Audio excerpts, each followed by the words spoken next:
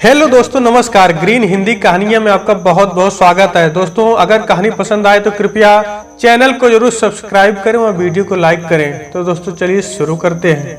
घर में जब भैया के लिए लड़की देखने की बात चली तो मैंने मम्मी पापा को नेहा का नाम सजेस्ट किया और मेरी प्यारी सहेली आखिरकार मेरे घर में मेरी भाभी बनकर आ गई।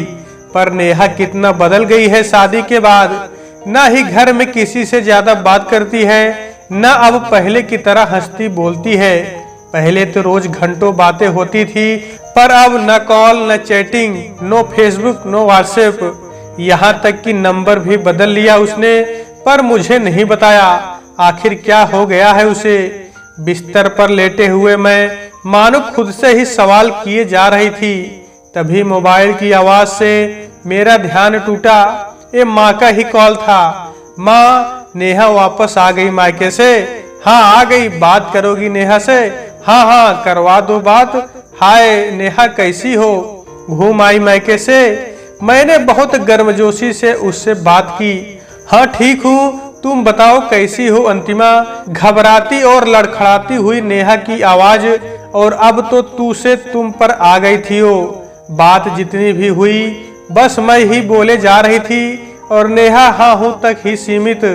उससे बात करने के बाद फिर वही सवाल मेरे जहन में उमड़ने लगे। मन में आया कहीं नेहा की शादी अवनीश भैया से करवाकर मैंने कोई गलती तो नहीं कर दी। मेरे बचपन की सहेली है, फिर भी उसके अस्तित्व का ये उदासीन पहलू आज तक मेरे सामने पहले तो कभी नहीं आया। और उसकी वो आवाज, बार बार ऐसा लग रहा था कि बात कुछ और है जो नेहा छुपा रही है। कोई ऐसी परेशानी है जो वो किसी से शेयर नहीं कर पाती। पर मैं ननद बाद में पहले उसकी बेस्ट फ्रेंड हूँ। उसे मुसीबत से निकाल कर ही रहूंगी। पता करना पड़ेगा क्या माजरा है।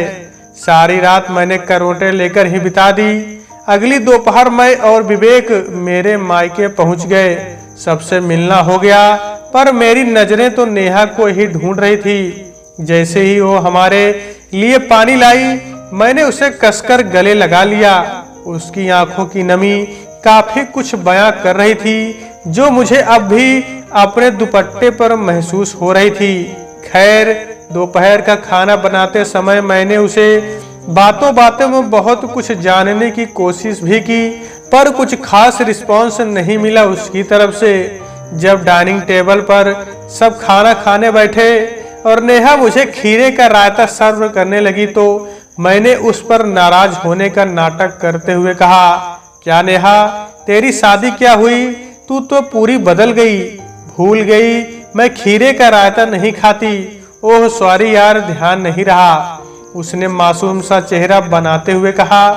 तभी मेरे मोबाइल पर अंकित की कॉल आई, जो हमारा कॉलेज फ्रेंड था। बातों बातों में मैंने उसे बताया कि मैं घर आई हूँ, तो उसने नेहा से बात करने की इच्छा जताई।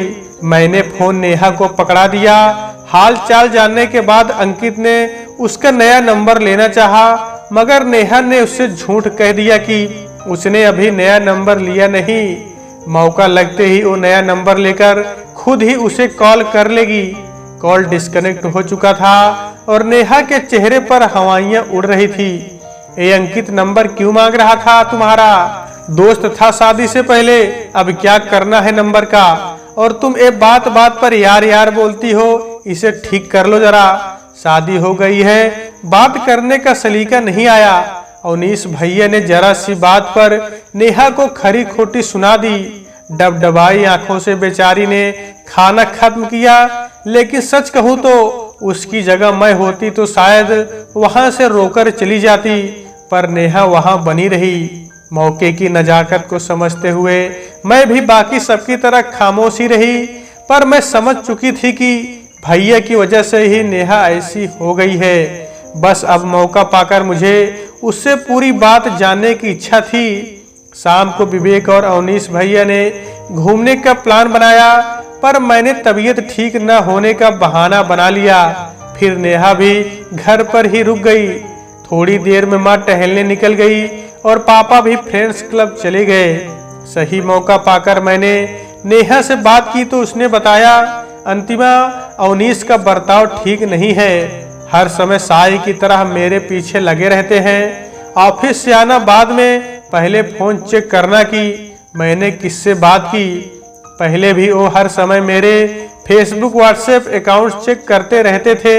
ये कौन है? इसने तुम्हारी पिक पर ऐसा कमेंट क्यों किया? फाला ने तुम्हें ऐसा मैसेज क्यों भेजा?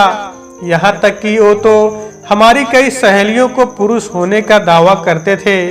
मैं अपने घर में भी बात करूं ज्यादा देर तक तो ये मुझे शक भरी निगाह से ही देखते हैं। परेशान होकर मैंने वो सिम ही तोड़ दिया। जब मायके जाना हुआ तब इन्होंने नया सिम लाकर दिया था, सख्त हिदायत के साथ कि ये नंबर सिर्फ मम्मी पापा और फैमिली मेंबर्स के सिवाय और किसी को ना दिया जाए। बस मैंने ये नंबर किसी को नहीं दिया, तुझे भी नहीं। पर वहां जाकर भी जरा सा फोन ना रिसीव करो तो इनके दुनिया भर के सवाल मुझे परेशान करते रहे। कहते हैं तुमसे खुद से भी ज्यादा प्यार करता हूँ, पर एक कैसा प्यार है, बहुत घुटन होती है अंतिमा, कैदी सा जीवन जी रही हूँ मैं। क्या शादी के बाद मेरी खुद की कोई जिंदगी नहीं रही? मेरे गले लगकर फपक फपक कर रो पड़ी नेहा, मानो दिल का सारा गुबार आंसुओं के जरिए निकाल रही हो। रात के तकरीबन 11 बजे विवेक और भैया घर आए। कह रहे थे दोस्तों के साथ बड़े दिनों बाद मुलाकात हुआ।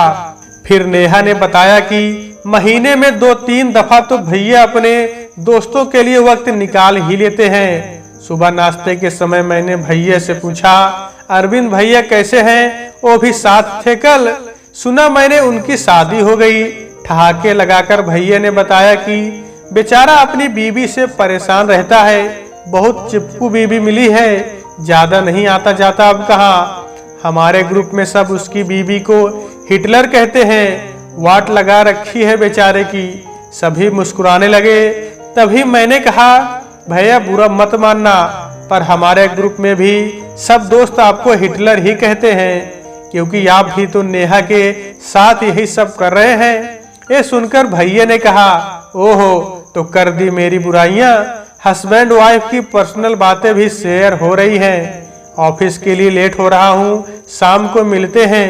भैया ने गुस्से में नाश्ता छोड़ दिया। दोपहर में विवेक ने मूवी का प्लान किया, पर भैया राजी नहीं हुए तो हमने टीवी पर ही मूवी देखी। रात के खाने के बाद हम चारों वॉक पर निकल गए। तभी मैंने विवेक से आइसक्रीम के लिए जिद की और वो भैया के साथ आइसक्रीम लेने चले गए। थोड़ी ही देर बाद मैंने विवेक को कॉल किया और उन्होंने चुपके से कॉल रिसीव कर ली। अब मैं और नेहा उन दोनों की सारी बातें सुन पा रहे थे। विवेक ने कहा, मूवी अच्छी थी ना अवनीश? हाँ, और काफी रोमांटिक भी। एक डायलॉग बहुत पसंद आया मुझे। अच्छा कौन सा? कोई प्यार करे तो तुमसे करे, तुम जैसे हो वैसे करे। अगर कोई तुम्हें बदल कर प्यार करे तो वह प्यार नहीं सौदा है, और प्यार में सौदा नहीं होता साहिबा। फिर विवेक ने कहा, हाँ पर मेरा वाला ज्यादा बेस्ट है। सुनो, मैं प्यार करूं तो तुमसे करूं, तुम जैसी हो वैसे करूं। अगर मैं तुम्हें बदल कर प्यार करूं तो ये शादी नहीं सौदा है, और शादी में सौदा नहीं होता साहिबा। कुछ देर तक फोन पर सन्नाटा पसरा रहा। फिर विवेक ने कहा, भैया एक बटर स्कॉच। अवनीश तुम कौन सा लोगे नेहा के लिए? पता नहीं यार। अरे यार 2 महीने हो गए शादी को, तुम तो उसे जान ही नहीं पाए। चलो भैया 2 बटर स्कॉच कर दो, ये लो पैसे। विवेक ने कहा, देखो अवनीश, तुमने जितना समय नेहा को जानने समझने में लगाना था, उतने समय में तुम उसे बदलने में लगे रहे। बेकार की बंदिशें लगा दी उस पर। दोस्त अभी भी वक्त है, संभाल लो सब कुछ, नहीं तो तुम उसे खो दोगे। अब दोनों सामने से आते हुए दिखाई दे रहे थे। मैंने कॉल काट दी। विवेक ने आकर मेरा हाथ पकड़ा और उन दोनों से दूर ले गए। दूर जाकर मैंने देखा भैया ने घुटनों के बल पर बैठकर नेहा को आइसक्रीम दी और माफी मांगने लगे। नेहा रोते रोते उनके गले लग गई। उसके बाद दोनों एक ही आइसक्रीम शेयर करने लगे। उनके चक्कर में मेरी ही आइसक्रीम पिघल गई। तभी टूटता तारा दिखा और मैंने एक मन्नत मांग ली कि इन दोनों की जिंदगी में सब कुछ अच्छा हो हमेशा। तो दोस्तों आज के वीडियो में बस इतना ही। अगर कहानी आपको पसंद आई है तो कृपया चैनल को जरूर सब्सक्राइब करें। तो दोस्तों आपसे फिर मिलते हैं अगले वीडियो में, तब तक के लिए नमस्कार।